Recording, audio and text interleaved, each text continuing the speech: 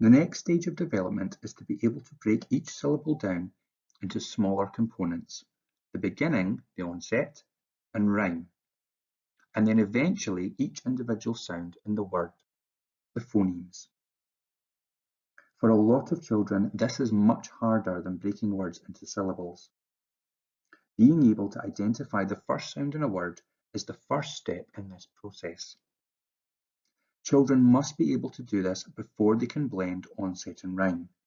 So the prerequisite skills for blending onset rhyme are to be able to blend syllables and to be able to identify the first sound in words. Drawing learners' attention to the first sounds in words can help them begin to isolate it. If learners are struggling with this, we can try pronouncing the first sound distinctly before saying the entire word. For example, what is the first sound you hear in a, apple, ch, chair, b, bear? We could easily develop this informally through everyday conversation with these specific learners, or during whole class routines such as register, lining up, and so on.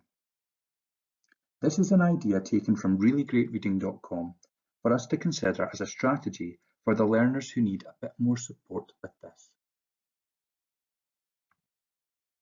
Alliterative stories or tongue twisters are another effective way to help learners focus on the initial sounds in words.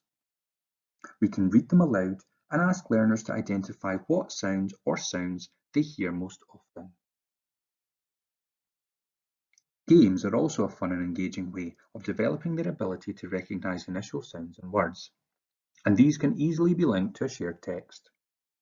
For example, after reading The Tiger Who Came to Tea, let's pretend he comes back, but this time only eats and drinks things starting with the same sound. First, we could get a bit of interest going and encourage engagement by getting learners to identify what the sound actually is. And then once they've figured it out, they offer their own examples that start with that sound.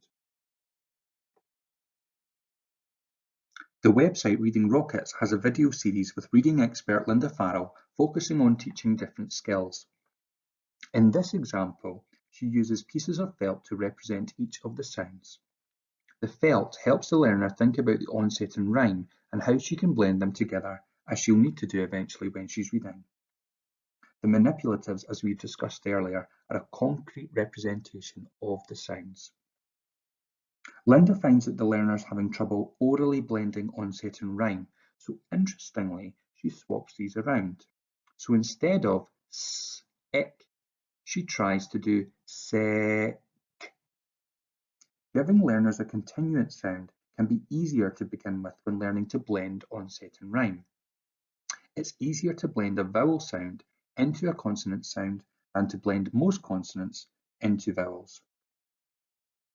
Blending the larger part of the syllable first is also easier because the learner has said most of the sounds and then only really needs to add on the last part.